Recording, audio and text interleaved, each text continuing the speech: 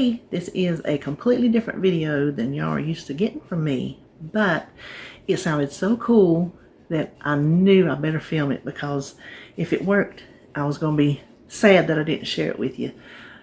It worked. If you remember on my Dollar Tree haul several weeks back, I guess, I had bought that little wooden tray. I bought it to put over here under my oil bottles. Those are the new jars. I bought those, in case you're curious, at Boscov's. I don't know, Boscov's. I'm not sure. They have it, I know, in Pennsylvania, because that's where I found out about it, was through a person's wedding registry. And you can order online. So I saw those and immediately knew I had to have them. Well, the one that I keep my avocado oil in, the one that I use all the time, leaks. The olive oil one doesn't leak, but the one I use all the time, when I set it down, it doesn't pour out. It's just, there's some there after I use it. So I wanted that tray to put under my oil bottles, because it didn't cost enough to pay for all that, to return it and go through all that rigmarole. So I'm just going to deal with it. I think I figured out how to minimize the mess, but that's why I bought the tray, to deal with that. Well, I didn't have any stain in the building like I had hoped, and I did not want to buy a whole thing of stain for like 2 little drops for that little bitty tray. So I found a DIY on YouTube, and it is so cool. We will turn around. I'm going to show you with just some things that you probably have in your house. I had them in my house. Didn't have to buy a single solitary thing other than that tray. So turn around and get started. And I'm going to use it again. If I have something else that I want stained, I'm definitely going to do this again. So I hope you enjoy, and I'll talk to you later. Okay, let's get started. First thing I'm going to do, take my little tray and some sandpaper and go around all the edges. I just want to make sure you can see little bits like that. I just want to make sure everything is nice and smooth. So that will be the first thing I do. Then I don't need a lot, because you see how small the tray is. I'm just going to use this little small jar. And the steel wool, it comes in a pack with these little, I don't know what you call that, a little roll. I was trying to find my words. So let's kind of pull it apart to give more surface area.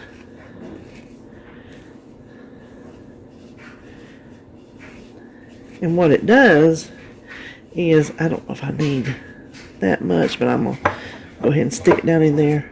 Then we're going to take plain white vinegar, fill it to the top, and all it's doing is rusting.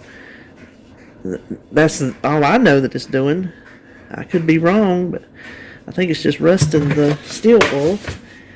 And then just a little bit of hydrogen peroxide. No measurement, just pour some in there. And then we let this sit overnight, and tomorrow it should be nice and reddish brown. At that time, when that happens, we'll just take a regular old tea bag, kind you make iced tea with, steep it, and then we'll start painting. Should I say staining? We'll start staining.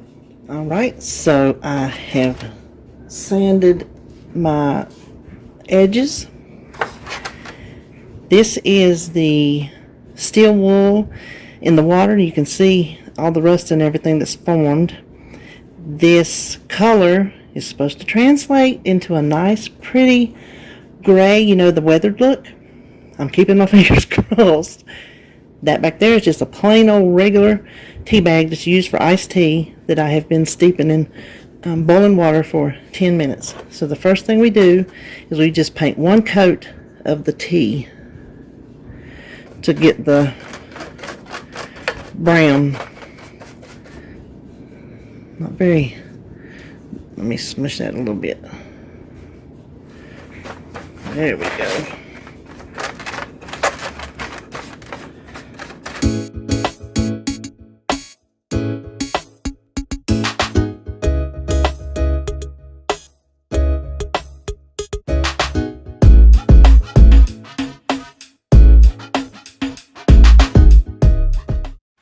I've let this dry probably, oh, maybe a half hour, and I stirred the liquid, but I've let it sit while that was drying because I'm sure there are little particles of steel wool, and I don't want the particles on here. So if you stir it, I don't know that that's what's going to happen, but I know that they're dusty, so I feel sure there's particles in the bottom. So if you do stir it, just give it time to settle back down. Now the instructions,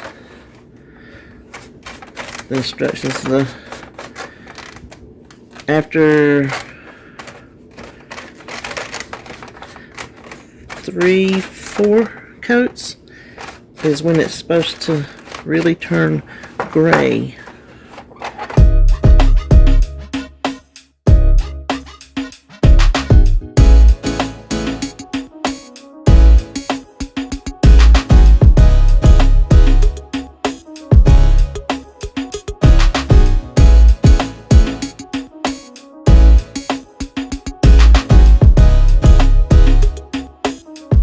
You look how pretty that is.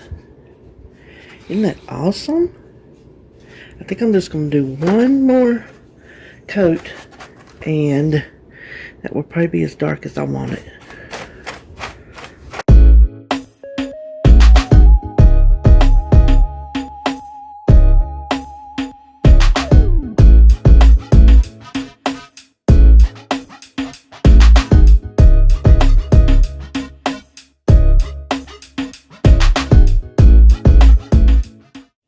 Alright, so here we go.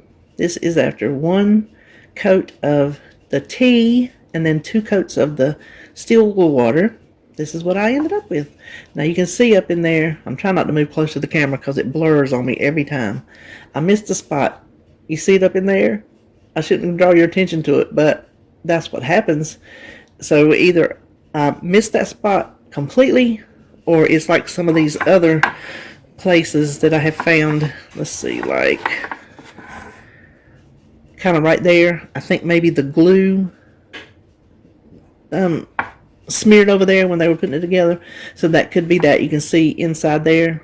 But it was at the dollar store, so I'm not sweating it. We'll just say it gives it a weathered look. So this is, let's see, I don't want to see that. I'm going to turn it that way. This is what I bought this for. Now, first of all, this is a little coffee mat that I bought at Dollar General, and then I replaced it with a new one, but I saved my old one. After you wash it, it gets kind of, soft and wrinkly looking. Well, the reason I bought this was to put my oil jars in because that one leaks, and I wanted a little something to protect the wood. I'm going to use the back side. And the funny thing is, this was a little piece that I keep. I have a little section where I just put my coffee cup, and so I keep a little piece there. Look at this. When I pulled it out, I promise you I did not cut that. It was made for that. It was made for that. So I'm just going to fit this in here.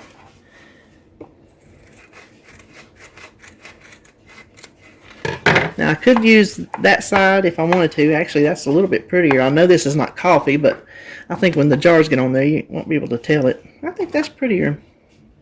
I think I'll do that. Now what I did was, the yellow one is my avocado oil, and the green one is my olive oil. I very rarely use the olive oil, but I do like to have it. The avocado was the one that leaked, so this morning I switched lids. Since I use that one all the time, I used it in my little sausage for breakfast, and it did not drain, leak, or anything, so maybe that will help. Isn't that cute? Listen, for $1 and some stuff I had at home, I'll take that as a win. So this is what I'm going to do. Let me raise you up, because y'all know I have all my stuff I use on my counter. I hate digging. I don't know about y'all. I hate digging in the cabinet. There. What do you think? My coconut oil. It'd be nice if it would fit right there in the front, but it kind of messes up the look of that.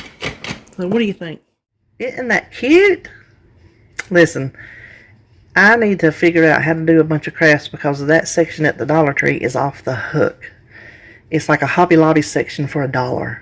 So, anyway, there you have it. There's my little tray with our little things we have around the house. And I hope you enjoyed this short little craft video. And I'll talk to you later.